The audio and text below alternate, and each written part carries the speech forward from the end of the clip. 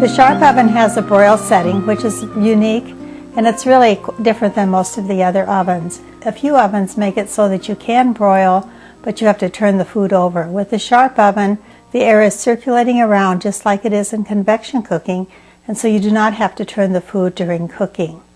When I broil, I can either use the broil pad here. There's a manual broil pad, but I tend to use the CompuBroil over here. So because when I use the CompuBroil, then the oven automatically sets it for the broil temperature and then puts in the time. I just have to tell the oven what size of meat that I have that I'm putting in there.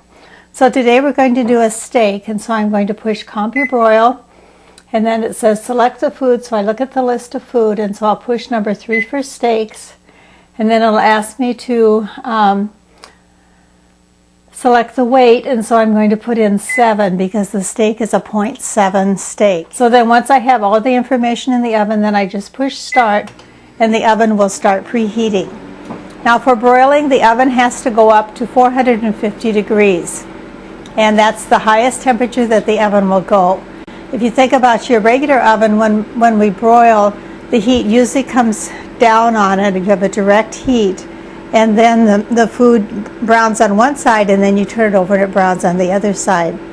In this oven, since the air is circulating, we put the food on the low rack, and then the air goes around it, and so I do not have to turn the steak during cooking. And what I have here for the steak today is that I have a New York strip steak, and this is about 3/4 of an inch thick, which is the thickness that I like to use for the steak. I'm going to put one of these baking rounds underneath it to catch the drips. You can marinate it if you want to. Today I'm going to use a Grill Mate steak seasoning, and they have a number of different flavors.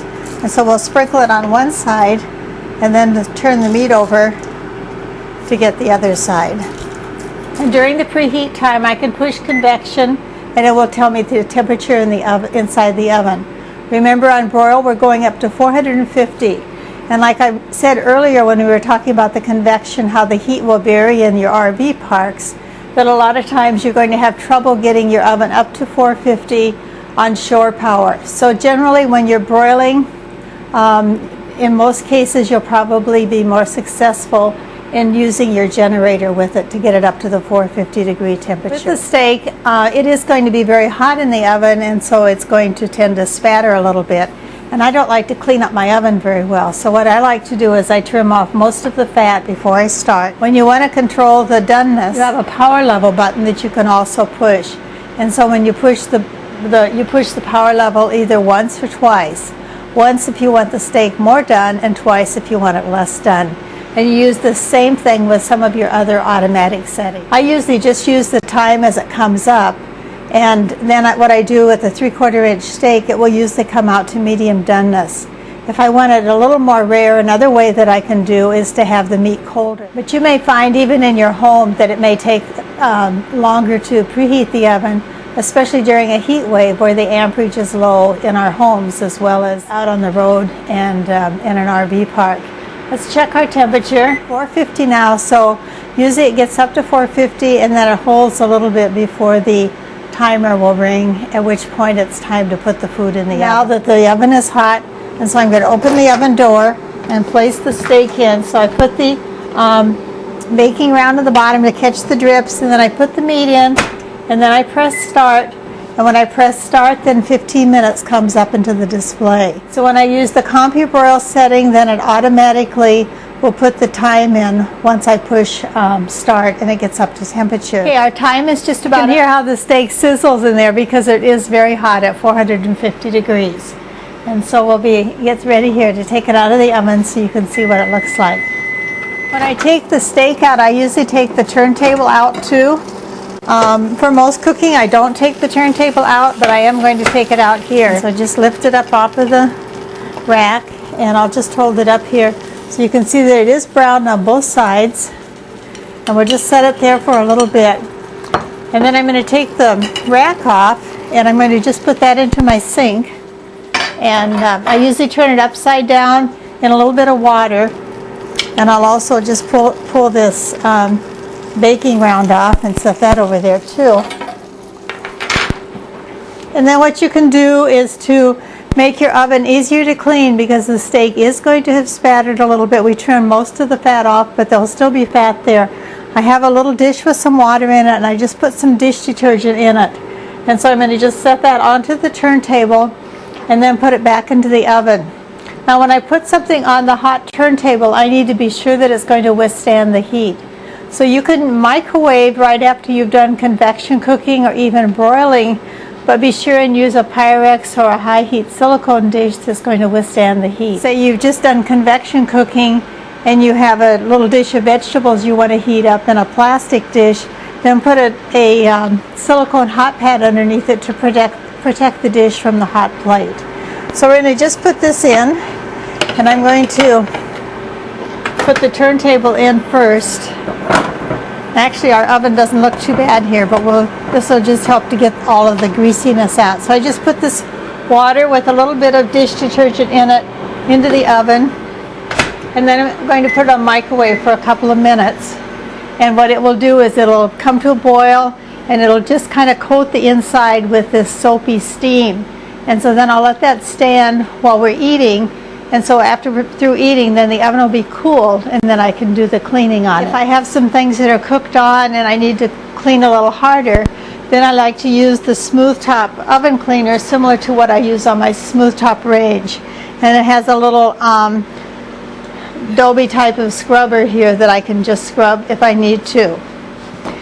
But any kind of a stainless cleaner will work, or any kind of a smooth top cooktop cleaner will work to do any additional cleaning. Okay, the steak has had a few minutes to stand, so I want to just cut into it, and I don't usually use the kitchen shears at the table, but it's easy to show it when I'm just showing it like this. So we're going to just lift it up here, and I'll cut into it. And then I want to just lift it up here so that you can see the doneness. So you can see that it is pink in the center, and it's cooked on the outside.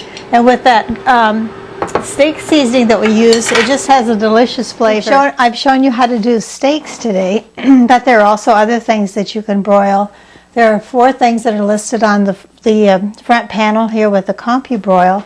And then in my cookbook, the On-the-Go cookbook, I have a whole chapter on broiling in that. I've covered most of the wonderful things that your sharp oven will do.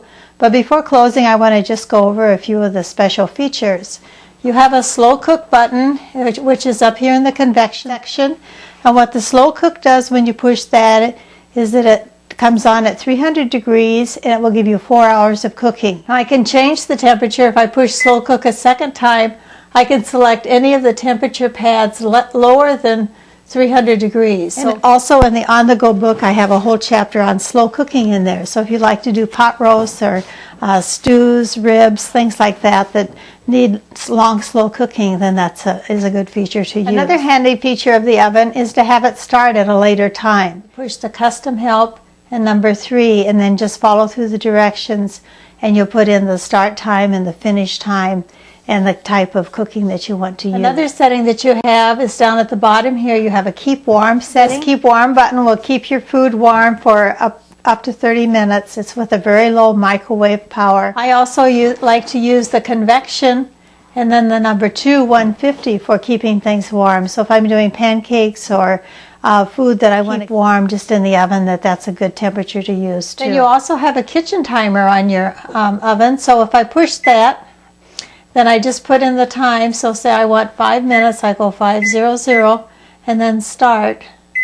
And then the time will just count down without the oven going. With your oven, you do have a 1-year warranty, and that includes an in-home service for that first year.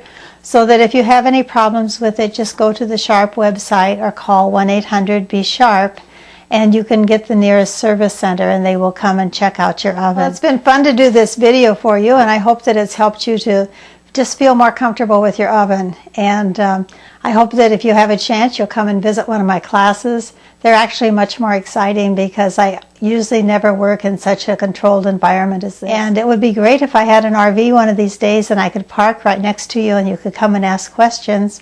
But until then, just email me or go to my website and contact me, and I will be glad to help you in any way that I can. So enjoy your oven, and hope to see you down the road.